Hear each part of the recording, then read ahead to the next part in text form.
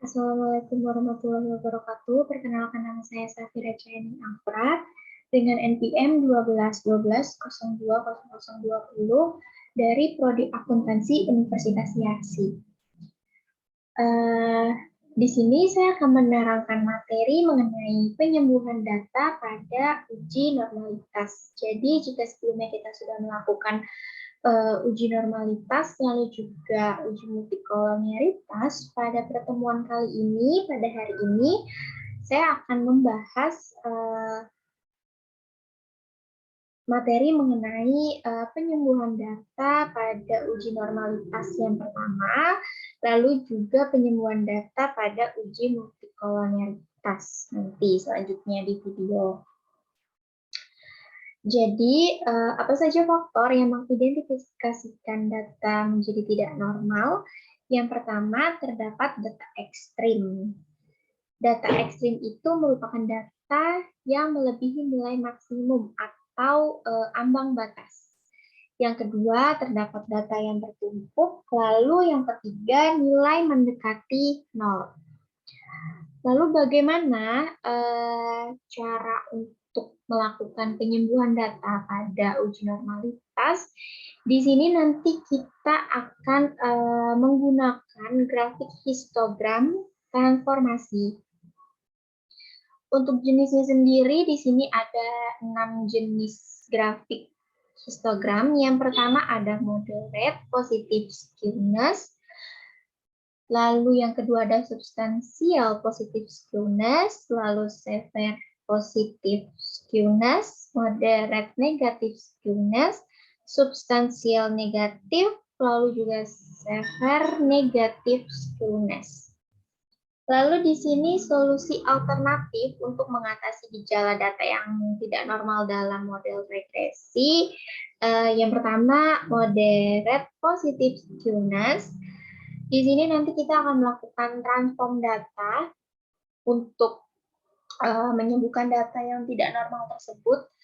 Jadi jika grafiknya itu menunjukkan bentuk moderate, kita transform datanya menggunakan SQRT. Lalu jika bentuk grafiknya nantinya lebih berpotensi mengarah ke substansial, kita menggunakan transform data dengan logaritma 10 atau Fn. Kita langsung saja ke software SPSS-nya. Baik, di sini sudah terlihat software SPSS-nya. Kita langsung buka datanya terlebih dahulu.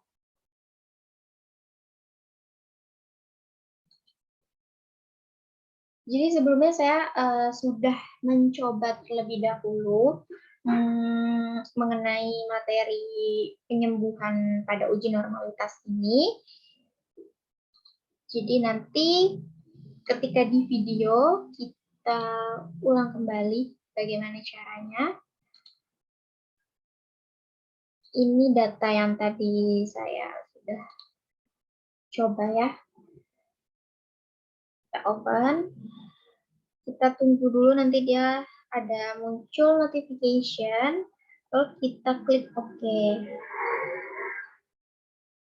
Ini sudah muncul, kita klik OK.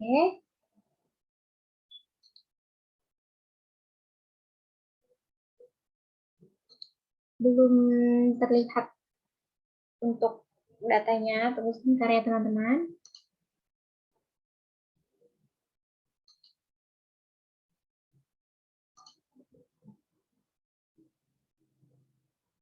Dia agak loading. Ini kita tunggu beberapa saat. Oke, di sini datanya sudah ada. Ini yang tadi saya coba. Sekarang kita bisa delete semuanya supaya saya bisa menjelaskan kembali pada video pembelajaran hari ini. Oke. Ini di sini sudah ada variabel income, earns, work, EXP, dan juga age. Langkah pertama yang kita lakukan ialah memunculkan nilai residualnya terlebih dahulu. Dengan cara kita ke analyze, kita ke regression, lalu kita klik yang linear. Di sini untuk yang dependen kita masukin variabel income, sisanya kita masukin ke independent. Yang Y kita masukin spreadsheet, lalu yang X masukin spread. Oke, kita ke save, terus kita cek yang unstandardized. Oke.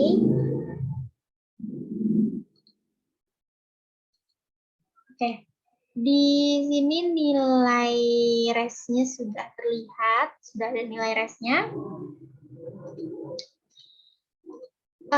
Sekarang kita melakukan uji normalitas menggunakan Kolmogorov-Smirnov. Kita lihat apakah data ini normal atau tidak. Jika tidak normal, kita lakukan penyembuhan. Kita ke non-parametric test, kita ke legacy dialogs, kita klik yang one sample KS, terus kita masukin nilai res satunya. Oke, di sini sudah ada hasil outputnya.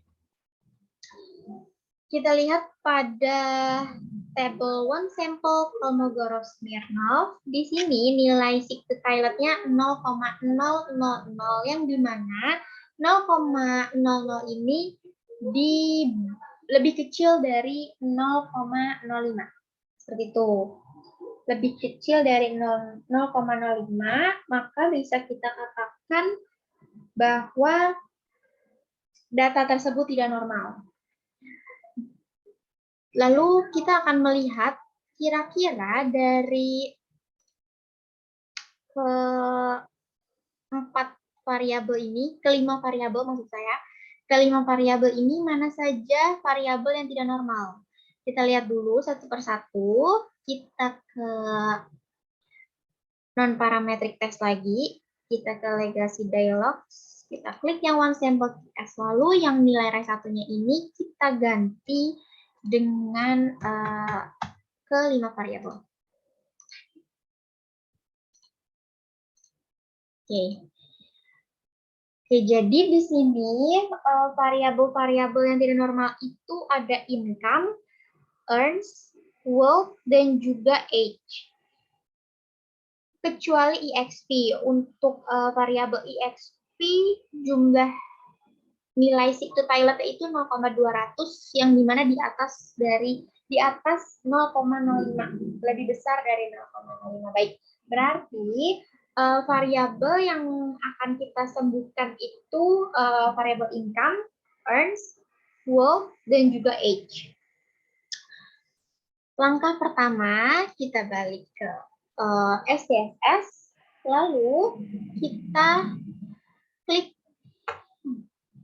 klik yang graph, kita klik yang legacy dialogs, kita klik yang histogram. Kita coba satu persatu, kita masukin income ke variabel, lalu kita checklist yang display normal curve, kita oke. Di sini sudah ada gambar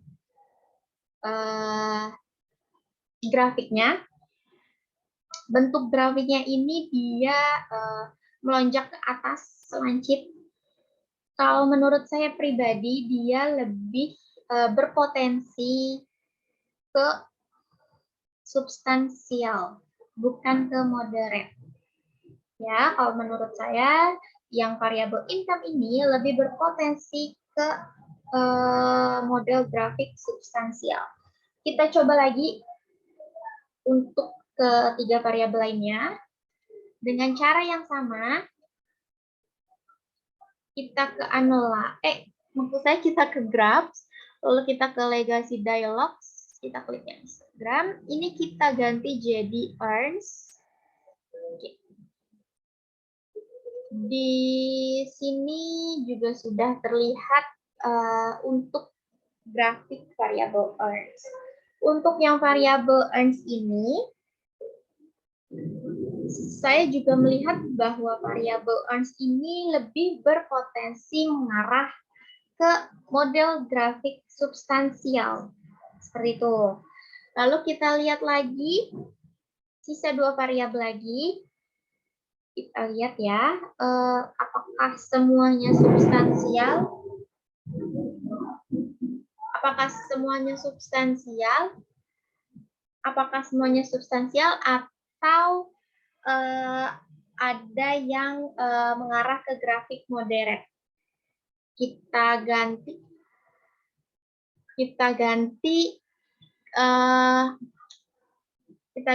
ke variabel world. Ya, kita lihat ya. Ini kita ganti, oke.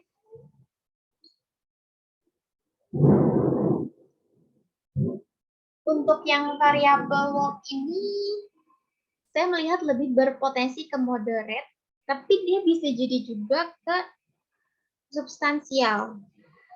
Nanti kita cek aja pada saat mentransform datanya ya. Ini kita balik lagi ke SPSS-nya, kita kurang 1 variabel nih, teman-teman. Yang age, karena tadi yang EXP dia udah normal ya. Karena dia tadi udah normal, jadi kita klik yang age. Untuk yang age ini, nah, untuk yang age ini saya yakin sih kalau jenis grafik histogramnya itu lebih mengarah ke substansial ya daripada moderate. Jadi dia bentuknya panjang ke atas juga. Nah, sekarang setelah kita sudah melakukan pengujian grafik histogram, ini kan masih kayak berdasarkan pendapat masing-masing ya teman-teman. Gambar ini lebih ke moderate atau ke substansial. Caranya supaya pasti kita mentransform data. Kita balik ke SPSS-nya. Bagaimana cara untuk mentransform data? Kita ke transform, kita ke compute variable, lalu kita klik ln underscore income. Kenapa ln? Karena untuk yang variabel income tadi dia itu lebih ke grafik substansial menurut saya. Jadi saya pakaiin target variabel itu ln sesuai tadi ya rumus ini teman-teman. Kalau dia itu grafiknya substansial pakai ln, kalau moderate pakai sqrt. Seperti itu. Kita balik ya ke SPSS-nya. Ini sudah ada nih ln income. Lalu selanjutnya kita akan mentransform variabel earn. Ya. Oke. Di earns kita transform pakai ln juga karena bentuk grafiknya lebih ke substansial. Oke. Nah, ini sudah ada ln earns-nya. Lalu yang world ya. Tadi yang world-nya ini kita agak ragu apakah dia sqrt ataukah ln. Apakah dia moderate ataukah dia substansial. Jadi, untuk menentukannya, kita uji pakai keduanya aja, teman-teman. Ini ln world. Oke. Udah ya. Udah ada ln world-nya. Lalu, kita coba sekarang sqrt underscore world. Apakah normal nantinya? Semoga normal. STRT, world aja. Oke, yang terakhir kita menguji age ya, umur. ln underscore age. Ini kita hapus dulu. Lalu kita pilih yang ln di sini teman-teman. Pilih yang age. Oke. Ini sudah kita transform semua variabelnya. Ada income, earns, wealth, juga age, karena keempat variabel ini tadi yang kita uji itu tidak normal. Lalu kita cek apakah setelah ditransform normal, kita ke analyze, kita ke regression, kita klik yang linear. Untuk yang dependen, kita ganti jadi ln income. Lalu ini yang earns, wealth, exp, sama age, kita ganti jadi ln earns, ln wealth, strt wealth, ln age, sama exp-nya ya teman-teman. Jangan lupa dimasukin. Oke, ini udah semua. Continue sudah, ini juga sudah ya. Lalu kita oke. Nah, di sini sudah ada nilai res-nya ya, res 2. Lalu kita uji apakah dia normal.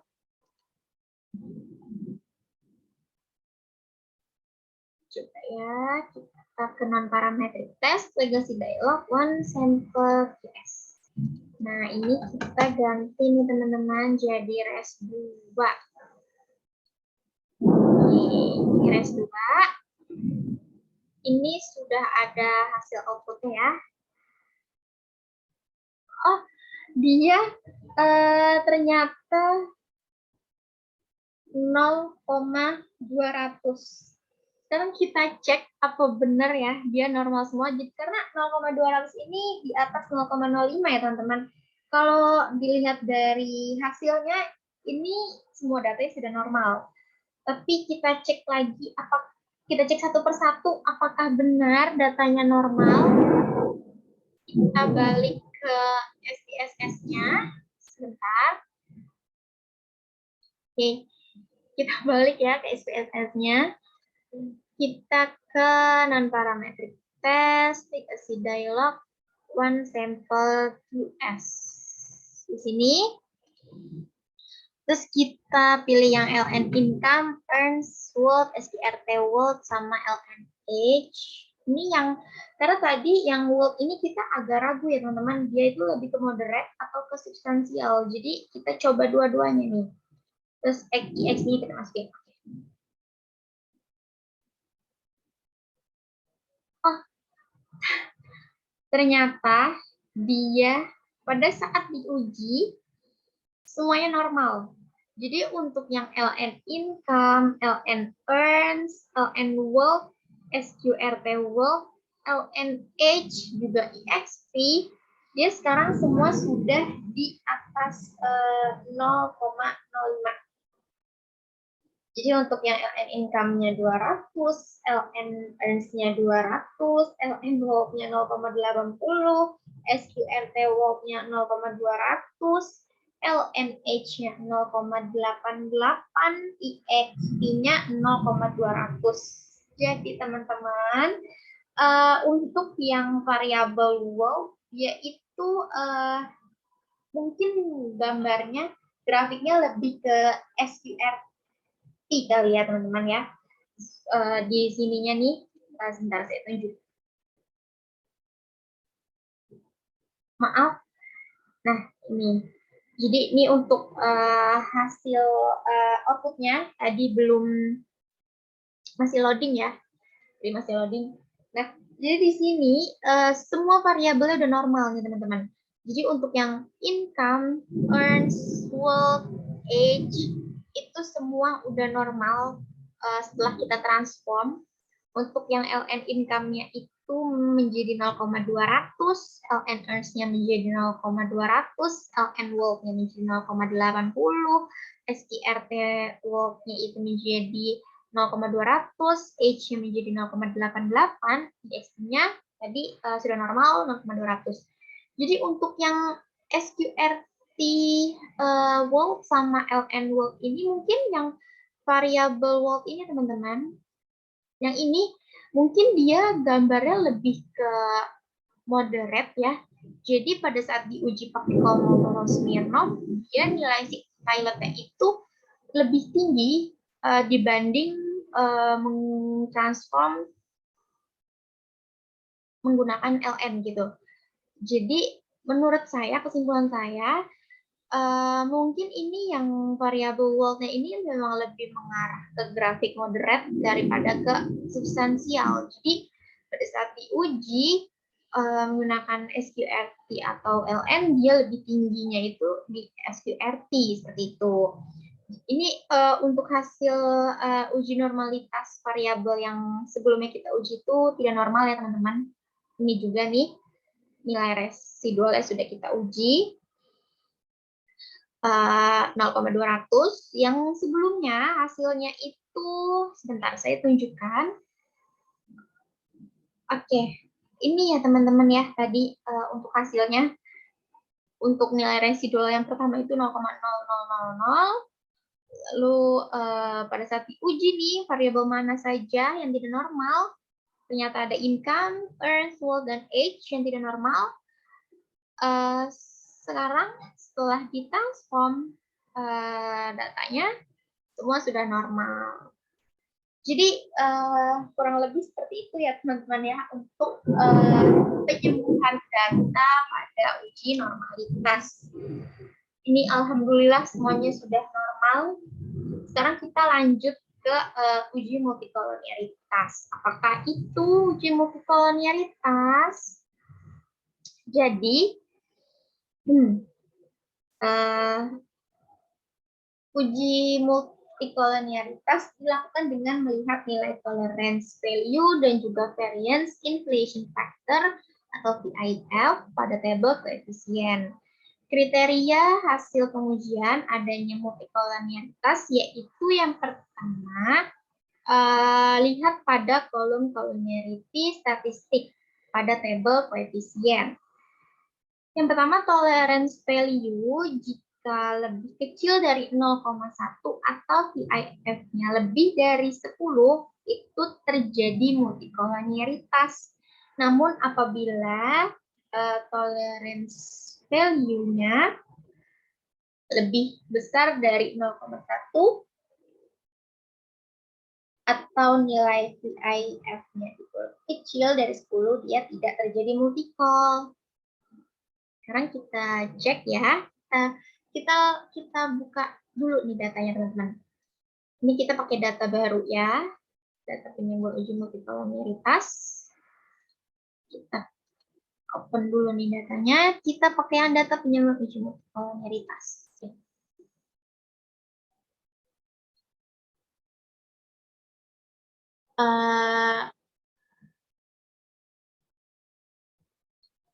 Semoga sudah terlihat share screen saya. Ini ya, ini share screen saya nih. Oke. Kita sebentar teman-teman. Oke. Ini ya. Hal pertama yang kita lakukan, kita ke analyze, kita ke regression, kita pilih yang linear. Lalu ini income kita masukin ke dependent, terus untuk earns, world, sama EXP dan age kita masukin ke independent. Nah, lalu kita klik nih teman-teman ya statistik ini. Lalu pada bagian regression, koefisien, kita checklist estimates, model fit, dan juga collinearity diagnostic. Continue. Sudah, kita oke.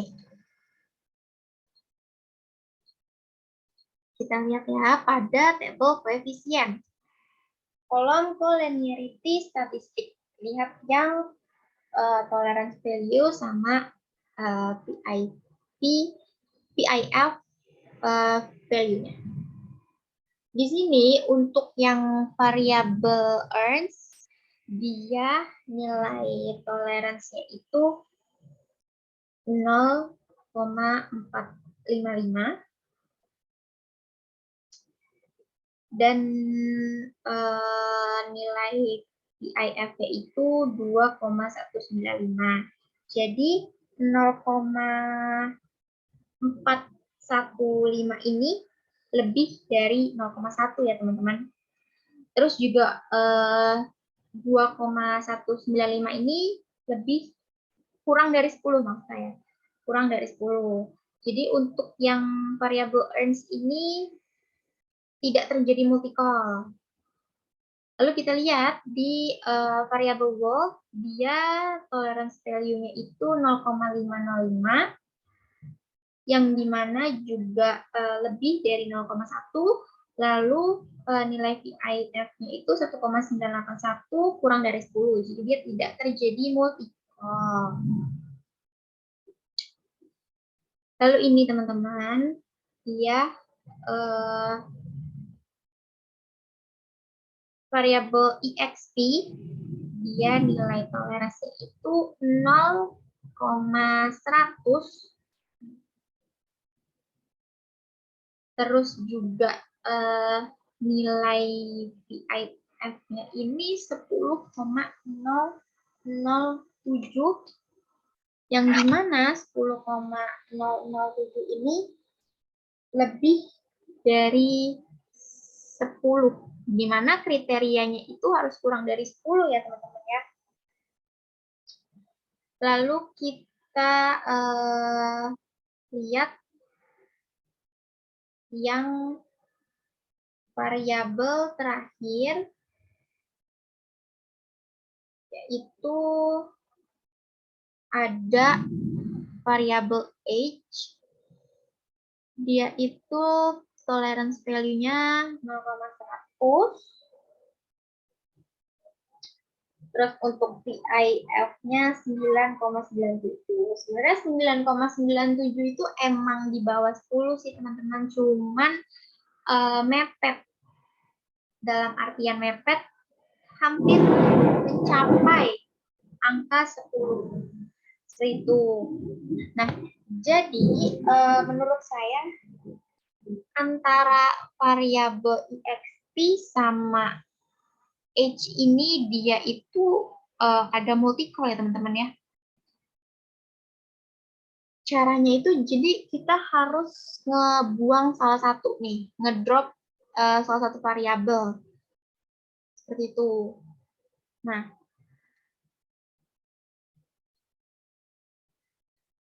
di sini ya, faktor yang mengidentifikasi gejala multikolonaritas dalam model regresi itu suatu keadaan di mana dat menunjukkan kolerasi linier yang perfect di antara variabel jelas yang dimasukkan ke dalam model regresi. Akibatnya nilai yang dihasilkan tidak dapat dipastikan nilainya.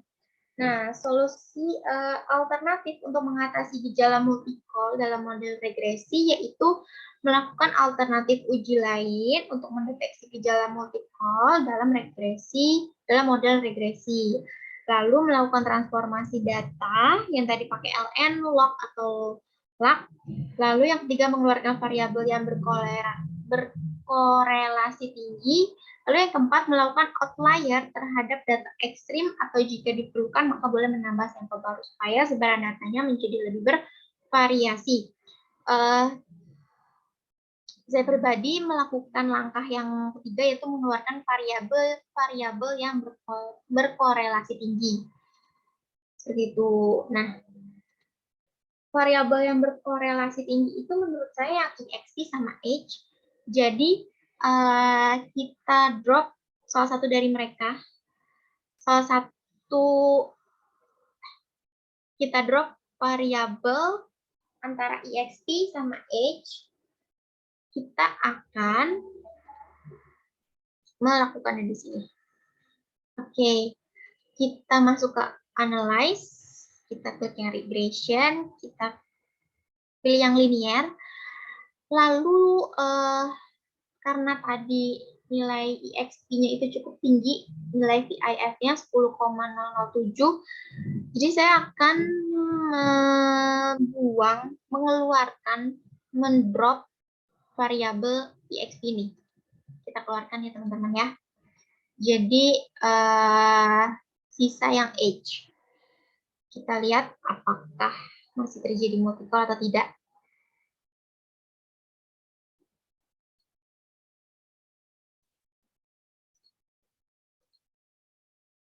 Oke, alhamdulillahirabbil alamin.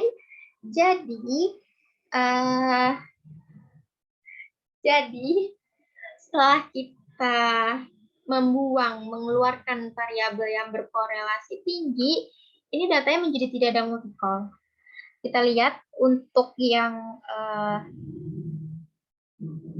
variabel earns-nya, dia tolerance value-nya 0,577, nilai VIF-nya 1,732, sudah memenuhi kriteria. Lalu variabel work-nya tolerance value-nya 0,505. Terus VIF value-nya 1,981 sudah memenuhi kriteria. Lalu yang age kita lihat dia juga sudah memenuhi kriteria karena tadi nilai VIF-nya hampir mendekati 10 ya teman-teman ya, 9 komaan gitu. Kita lihat di sini deh. Nilainya ya 9 komaan gitu ya, 9,976.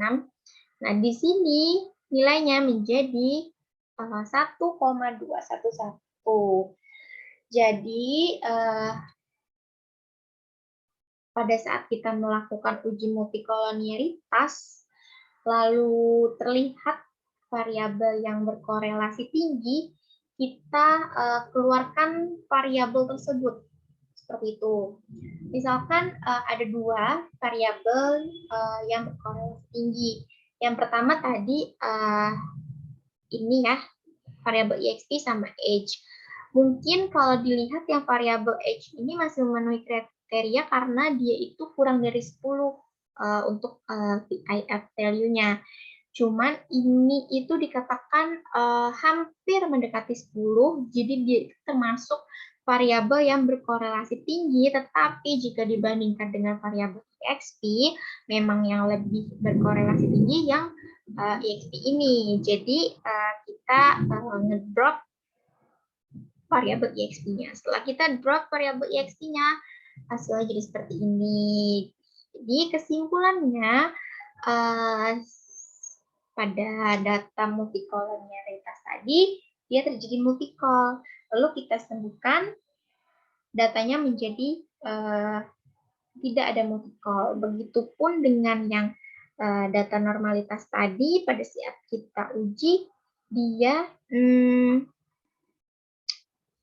terdapat, maksud saya pada saat diuji normalitas, dia tidak normal.